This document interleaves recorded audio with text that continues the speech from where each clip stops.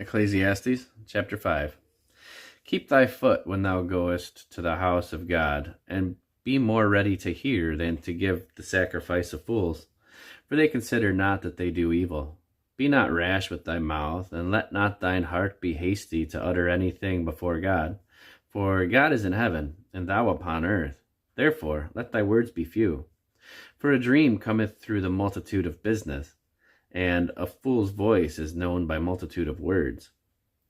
When thou vowest a vow unto God, defer not to pay it, for he hath no pleasure in fools. Pay that which thou hast vowed.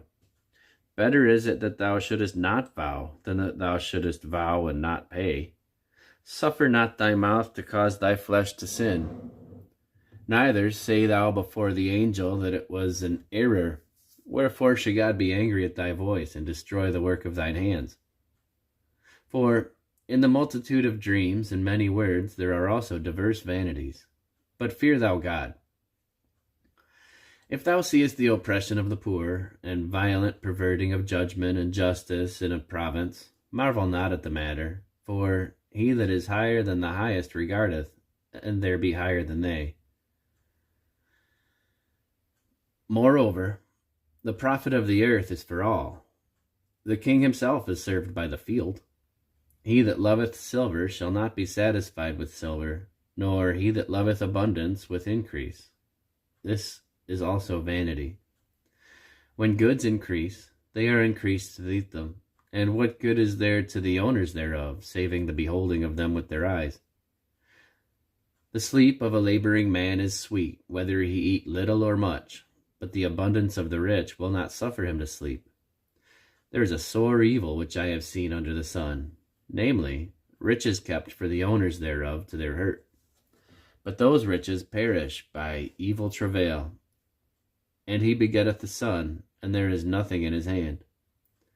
As he came forth of his mother's womb, naked shall he return to go as he came, and shall take nothing of his labor, which he may carry away in his hand.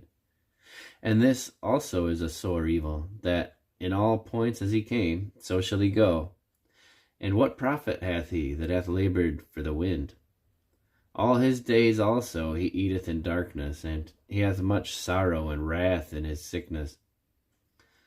Behold, that which I have seen, it is good and comely for one to eat and to drink, and to enjoy the good of all his labor, which he taketh under the sun all the days of his life, which God hath given him, for it is his portion.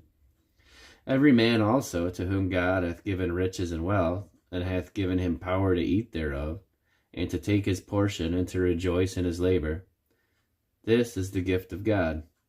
For he shall not much remember the days of his life, because God answereth him in the joy of his heart.